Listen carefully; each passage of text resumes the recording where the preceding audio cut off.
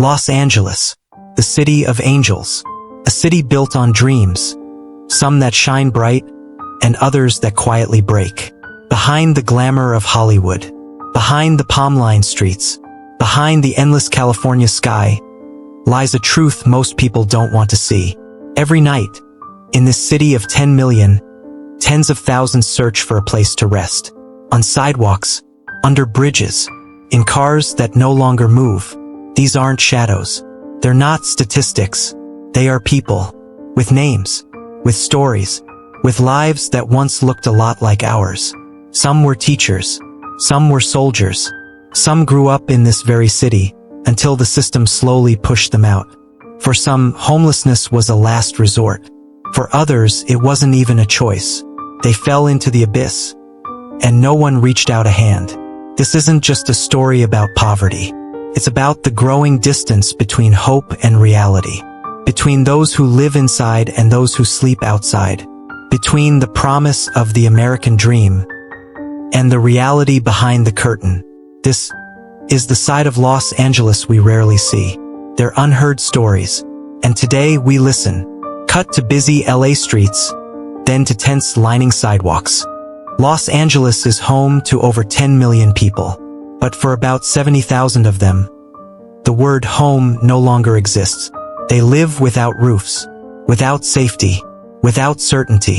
The homelessness crisis here isn't new, but in the last 20 years, it has grown into something impossible to ignore. Every year, more people are pushed out, as if an invisible door is slamming shut behind them. Why does this happen in one of the wealthiest cities in the world? The answers aren't simple. They're layered. First, rent. Housing costs have exploded, leaving wages far behind. Even families working 2 jobs can't keep up. And when crisis strikes, an accident, job loss, illness, there's no cushion left. Then there's the shortage of affordable housing. Developments target the middle class, the upper class, while low-income options vanish. Waiting lists stretch years, and gentrification only deepens the wound. Old neighborhoods rebuilt and rebranded, while longtime residents are quietly forced out, priced out, erased. But there's another crisis too, one harder to see: mental health, addiction, trauma. Many on the streets are carrying invisible battles. But our system is broken, too weak, too complicated, too late. And let's not forget history. Policies of incarceration, redlining, discrimination. Decades of decisions stacked against the vulnerable. Today, we live with the consequences. The truth is, most unhoused people aren't lazy. They aren't weak. They are survivors of a system that failed to catch them. They aren't the problem. They're the result of a much bigger one. So we have to ask, are we building cities for everyone, or just for those who can afford the key? In the heart of the city, just blocks from skyscrapers, lies another world. It's not on postcards. It's not in travel brochures. It's called Skid Row. 50 city blocks, thousands of lives. Here, the homeless crisis is naked, raw, unmasked. Skid Row isn't just a cluster of tents. It's a cracked mirror reflecting back our social system. Every corner holds a story. Here, mornings don't begin with alarms. They begin with traffic roaring, police footsteps, or a fragile whisper of hope. Some line up for meals. Others sit in silence, remembering who they used to be. For many, Skid Row is the final stop. The place you go when every other door has closed.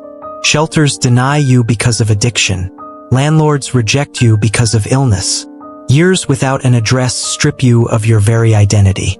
Life here isn't just about food or shelter. It's about survival.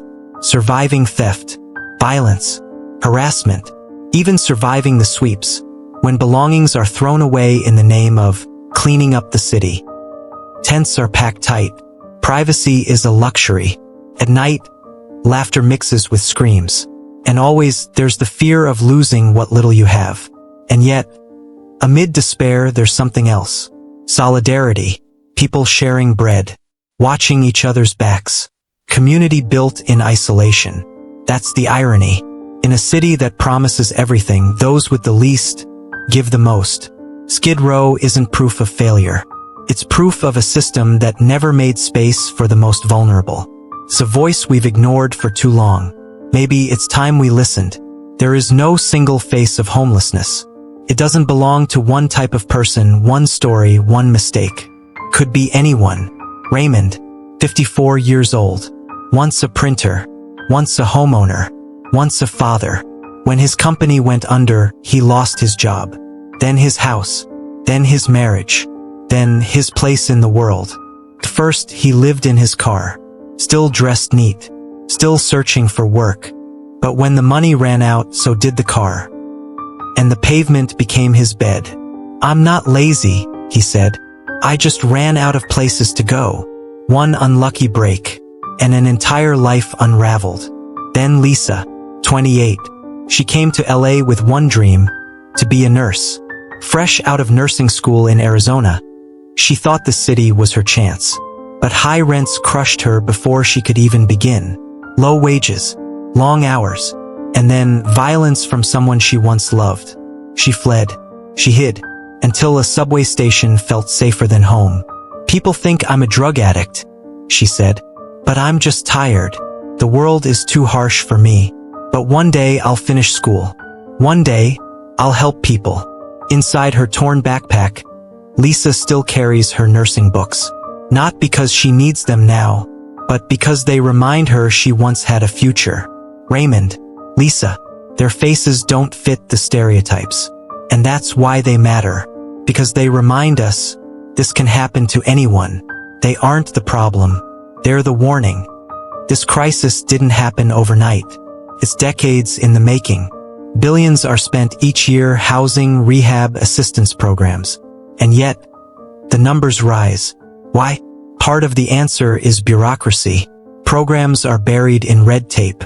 Applications are long, complicated, filled with requirements impossible for someone living on the street. How do you apply for housing? Without an ID, without a chair to sit on. Meanwhile, permanent housing projects crawl forward, blocked by politics, expensive land, and neighborhood resistance. That familiar phrase, "not in my backyard." And instead of compassion, the city often turns to police. Sweeps, evictions, confiscations. A tent disappears one day, only to reappear the next. Because moving people isn't solving the problem.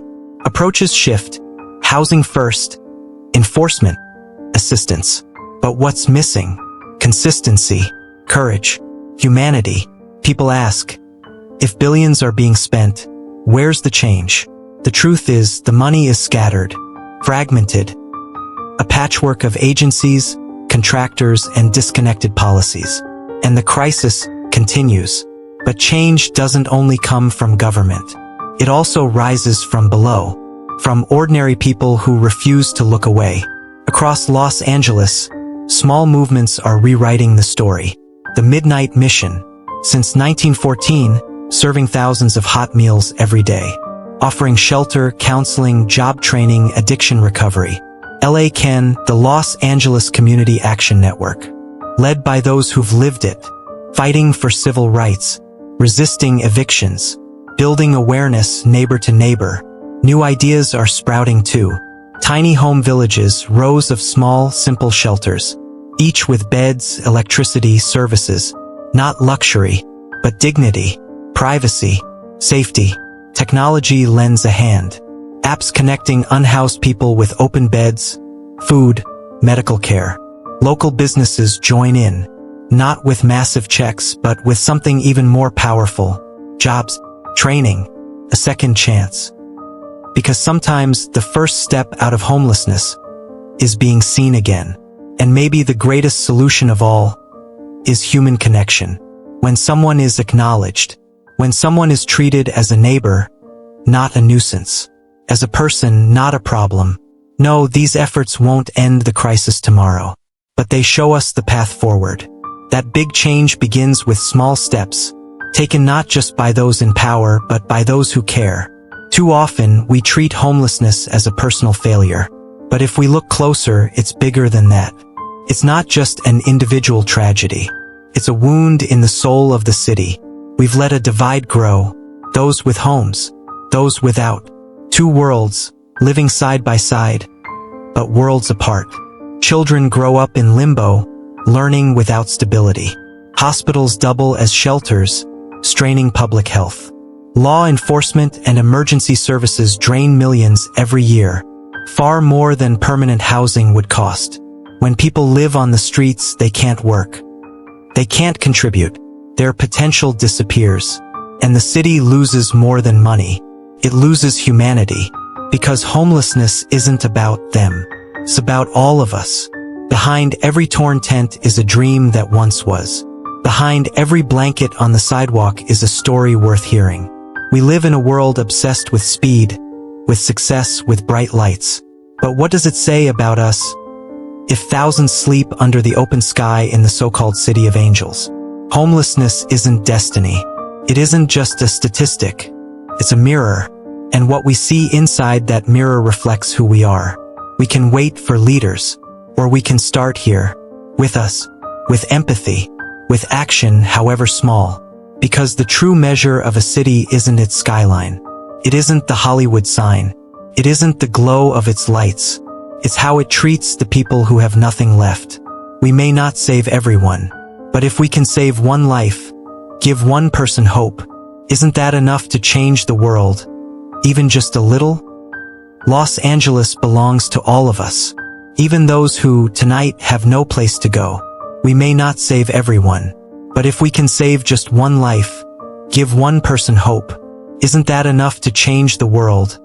Even just a little? Los Angeles belongs to all of us. Even those who, tonight, have no place to go.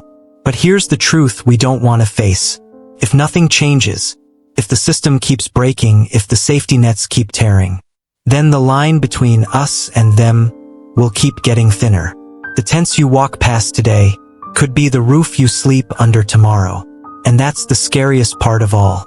Because homelessness isn't just their nightmare. Could become ours. This was Minimalist US. If you believe these stories matter, like this video, subscribe and help us share them. Because silence is the only thing keeping this crisis alive.